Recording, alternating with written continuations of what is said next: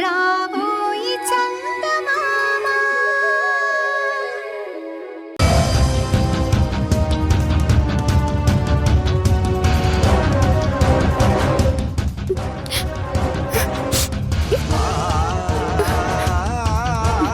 వదలండి.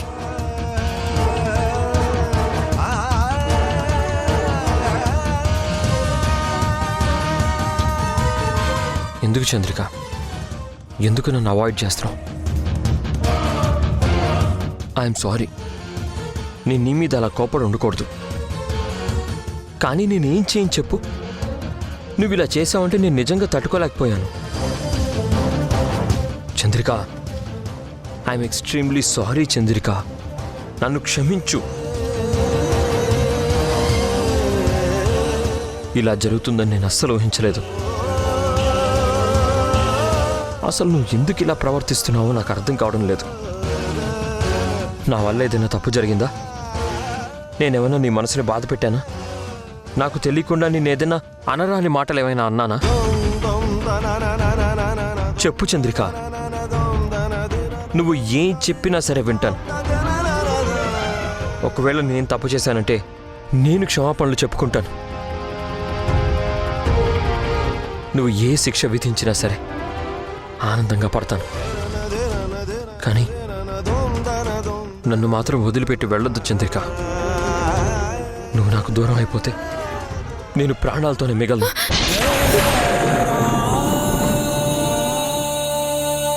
ఏంటండి ఆ మాటలు? అయినా అనాల్సిన మాటలన్నీ అనేసి తిట్టాల్సినవన్నీ తిట్టేసి ఇప్పుడు వచ్చి సారీ చెప్తే సరిపోతుందా? చూడు చంద్రిక, నువ్వు ఎంత ఆవేశం ప్రదర్శించినా నీ ఆవేశంలో నిజాయితీ లేదు. నీ మాటల్లో నా మీద కావాలని కోపం ప్రదర్శిస్తున్నావు తప్ప నీ మనసులో నా మీద ద్వేషం లేదు. నీ ప్రేమ నీ కళ్ళల్లో కనిపిస్తుంది చంద్రిక. వదలండి.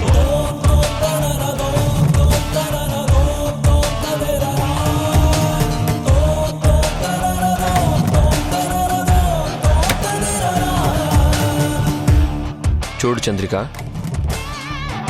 నువ్వు నా మీద కోప్పడినా, నన్ను అసహ్యించుకున్నా, నువ్వు నా మీద ఎంత సీరియస్ అయినా సరే నాకు మాత్రం ఎప్పటికీ ప్రేమే ఉంటుంది తప్ప కోపం ఎన్నటికీ రాదు. నేను ఆ వీడియో చూసి ఆవేశపడిన మాట వాస్తవమే, కానీ ఎందుకు అలా చేస్తున్నావు అని అడగడం తప్పైతే నన్ను క్షమించు చంద్రిక. కానీ నాదొక్క రిక్వెస్ట్,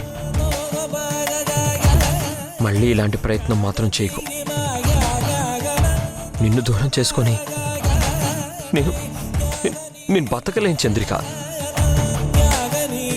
నేను నిన్ను ఎంత ప్రేమించానో నీకు బాగా తెలుసు. భానుమతి అమ్మ అంటే నాకు ఎంత ప్రేమో ఎంత ఇష్టమో నీకు కూడా తెలుసు. అలాంటి అమ్మ మాట కూడా కాదని నేను నిన్ను పెళ్లి చేసుకున్నాను. మనిద్దరం సంతోషంగా ఉంటే చూసి తట్టుకోలేక రుద్రాణి ఎన్ని గొడవలు సృష్టించిందో, మనిద్దరి మధ్యన ఎంత గ్యాప్ సృష్టించిందో నీకు బాగా తెలుసు కదా. వాటన్నిటిని అధిగమించి ఈరోజు మనం ప్రశాంతంగా బతికే రోజు వచ్చింది. నువ్వు అనవసరంగా ఇప్పుడు మనిద్దరి మధ్య ఉన్న అనుబంధాన్ని తుంచేయాలనే ప్రయత్నం మాత్రం చేయకు చంద్రిక. నువ్వు ఏదైనా చేయి గాని నన్ను మాత్రం దూరంగా పెట్టాలని చూడకు. ఎందుకంటే నువ్వు దూరమైన మరుక్షణం నేను ప్రాణాలతో మిగలను. నాకు నువ్వంటే ప్రాణం అని నేను పదే పదే చెప్పాల్సిన పని లేదు. నా మనసేంటో నీ మనసుకి బాగా తెలుసు.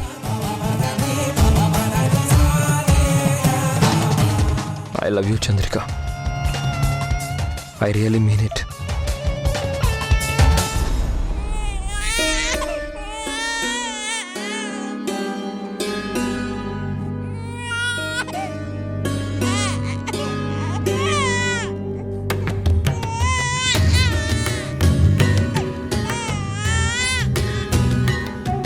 అయ్యయ్యో, ఇదిగో ఏమైందమ్మా? ఆకలిస్తుందా? ఇదిగో వచ్చేసాను కదా. ఇదిగో బొజ్జు నిండా పాలు తాగేసే సరేనా?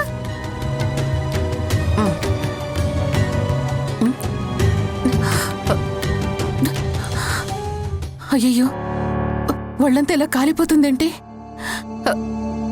మీనాక్షి గారు, మీనాక్షి గారు!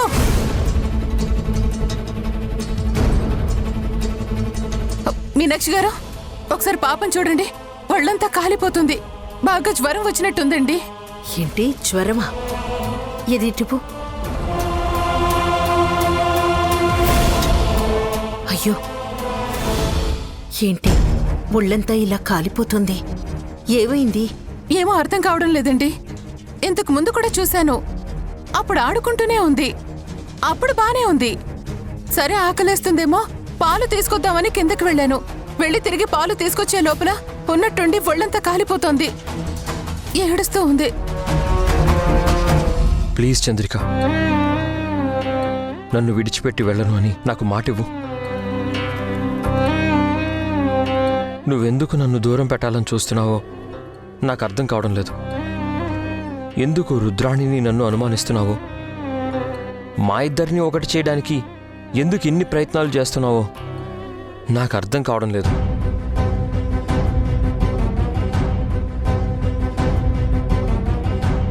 నువ్వు నాకు కావాలి చంద్రిక, ప్లీజ్.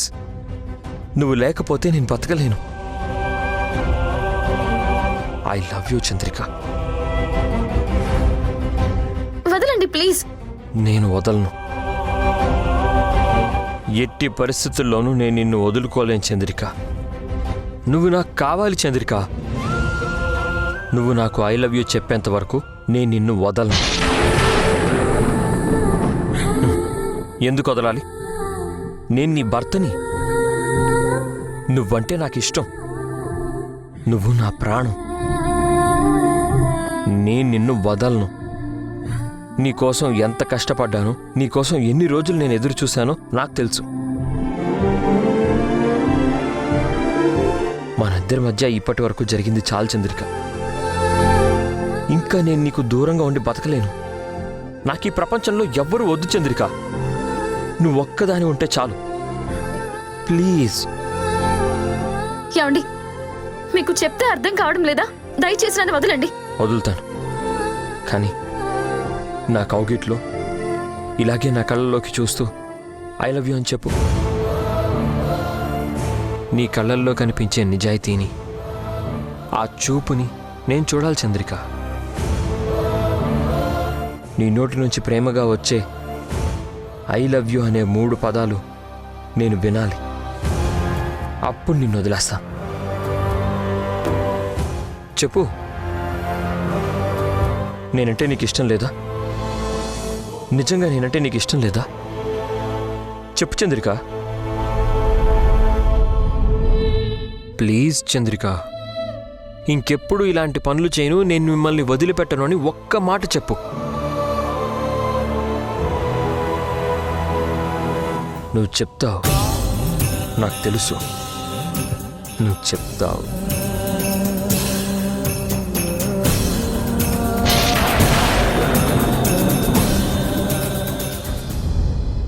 పాపకి జ్వరంగా ఉంది. సరే, ఇంతకీ చంద్రిక ఎక్కడుంది? తన గదిలో ఉన్నట్టుందండి. సరే, పాపని తీసుకో, నేను పర్స్ తీసుకొస్తాను, పట్టుకో.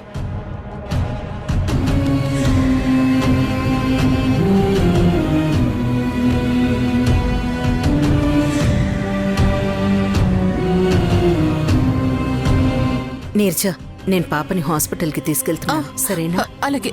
పదమ్మా.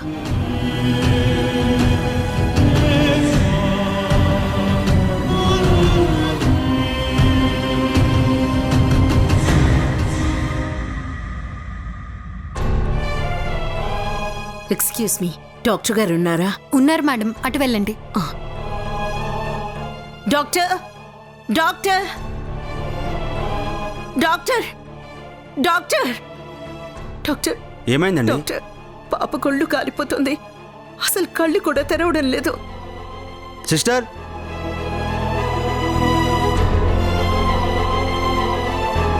పాపని వెంటనే ఐసీయూలోకి తీసుకెళ్ళు. డాక్టర్. మీరు కాస్త ఇక్కడ వెయిట్ చేయండి.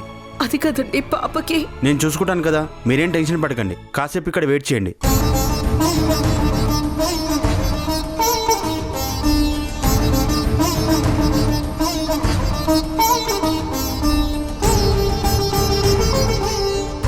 భగవంతుడా, పాపకేమీ కాకుండా చూడు స్వామి.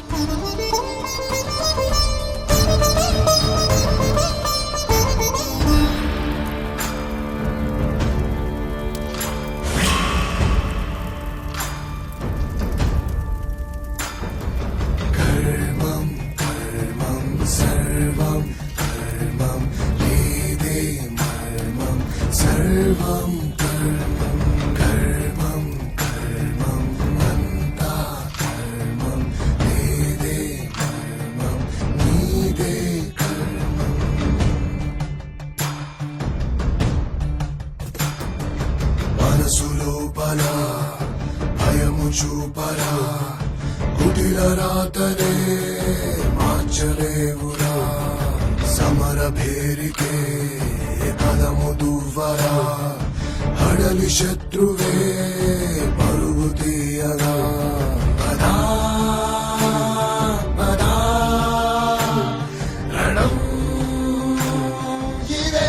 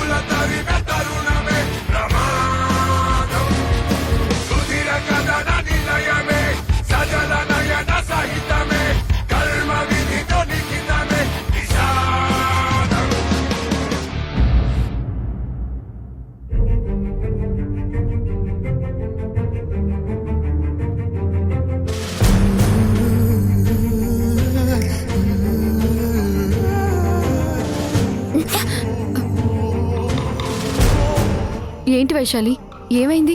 ఎందుకలా ఉన్నావు? చంద్రిక, పాప కొంట్లో బాగోలేదని మీ అత్తయ్య గారు హాస్పిటల్కి తీసుకుని వెళ్ళారు. పాపకి బాలేదా? ఏమైంది వైశాలి? ఏమో, ఉన్నట్టుండి జ్వరం వచ్చింది. ఒళ్ళంతా కాలిపోవటం చూసి మీ అత్తయ్య గారు కంగారు పడి పాపని హాస్పిటల్కి తీసుకుని వెళ్ళారు. మరి నాకు ఒక్క మాట కూడా చెప్పలేదు. పాపకి ఉన్నట్టుండి అలా హై ఫీవర్ వచ్చేసరికి మీ అత్తయ్య గారు చాలా కంగారు పడిపోయారు. పాపని హాస్పిటల్కి తీసుకెళ్లాలనే తొందరలో నీకు చెప్పటం మర్చిపోయి ఉంటారు. పాప ఇందాకటి దాకా బానే ఆడుకుంది కదా, ఉన్నట్టుండి జ్వరం రావడం ఏంటి? అది కూడా హై ఫీవర్.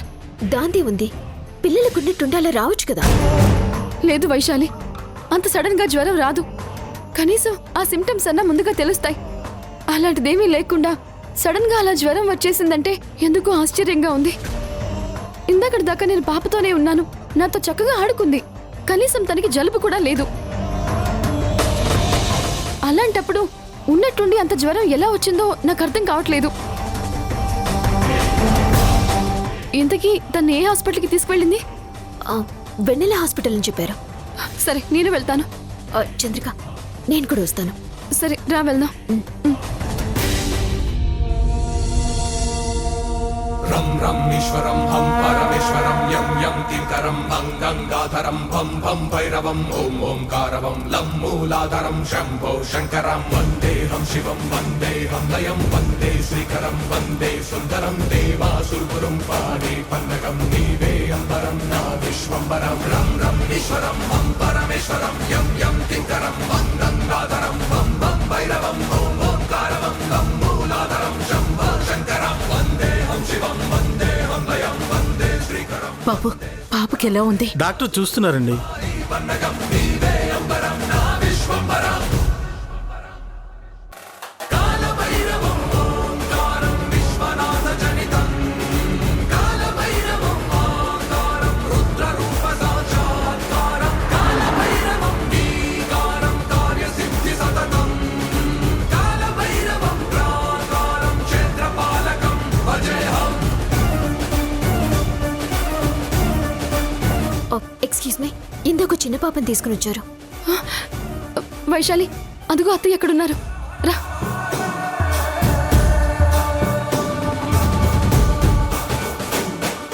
అత్తయ్య, పాపకి ఎలా ఉంది? ఏం ప్రమాదం లేదు కదా? పాప ఎక్కడుంది అత్తయ్య? ఓ పాప ఇప్పుడు నీకు గుర్తొచ్చిందా? అది కాదత్తయ్య. ఎంతసేపు మీ సుఖం మీరు చూసుకోవటం తప్ప పాప పరిస్థితి ఏంటి, పాపని పట్టించుకోవాలన్న ఆలోచన మీకు అసలు రాదా? అది కాదత్తయ్య. అప్పటి వరకు పాప బానే ఉంది కదా. ఉన్నట్టుండి జ్వరం ఎందుకు వచ్చిందో నాకు అర్థం కావడం లేదత్తయ్య. అయినా పాప ఒళ్ళంతలా కాలిపోతుంటే నాకు ఒక్క మాటైనా మీరు చెప్పాలి కదా. ఏం చెప్పాలి? చెప్పడానికి నువ్వేమన్నా దరిదాపుల్లో ఉన్నావా? లోపల నీ భర్తతో కలిసి నువ్వు సంతోషంగా ఉన్నావు. అక్కడేమో పాపని అలా గాలి కొదిలేశావు. ఆంటీ, ఎందుకు అలా మాట్లాడుతున్నారు? ఇది హాస్పిటల్. ఎవరైనా వింటే అసహ్యంగా ఉంటుంది. దయచేసి మీరు మాట్లాడకండి ప్లీజ్. డాక్టర్, పాపకి ఎలా ఉంది? ఏం ప్రాబ్లం లేదు కదా? నేను వెళ్ళి పాపని చూడొచ్చా? ఇప్పుడు కాదండి. పాప పరిస్థితి చెప్పాలంటే ఇంకొన్ని గంటలు అబ్జర్వేషన్లో పెట్టాలి. ఏమైంది డాక్టర్? పాపకి బ్లడ్ ఇన్ఫెక్షన్ అయింది.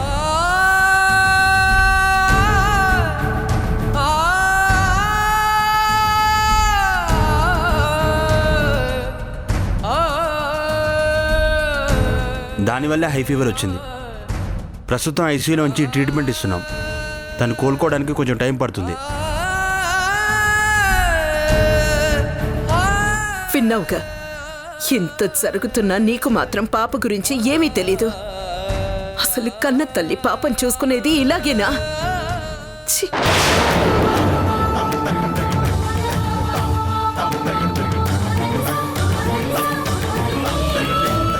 వైశాలి, ఏంటిది? పాపకున్నట్టుండి ఇలా జరగటం ఏంటి? అసలు నాకంత ఆశ్చర్యంగా ఉంది. అత్తయ్య గారు నాతో ఇలా మాట్లాడటం ఏంటి? నాకేమీ అర్థం కావడం లేదు.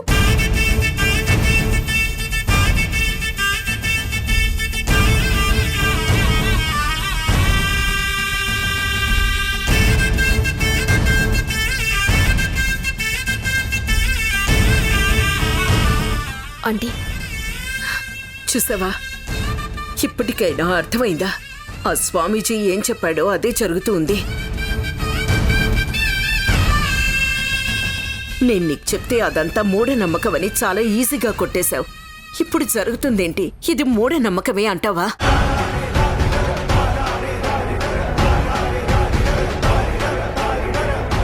ఇది నిజం.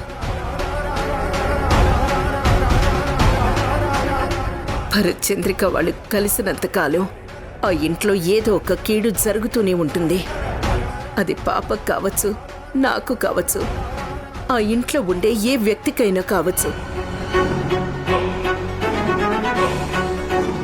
చివరికి వాళ్ళిద్దరిలో భరత్ చంద్రికలకైనా కావచ్చు. ఎవరికో ఒకరికి ప్రాణాలకి ప్రమాదం ఉంది.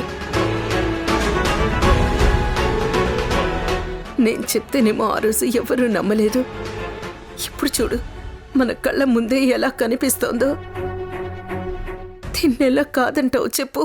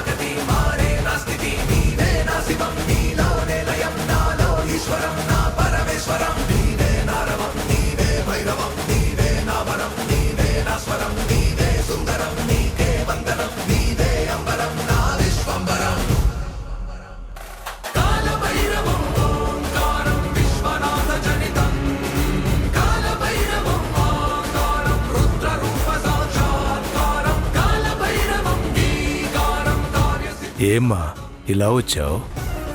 స్వామి అది అక్కడ ఓ అంటే నేను చెప్పింది నిజమైందనే నీకు రుజువు దొరికిందన్నమాట.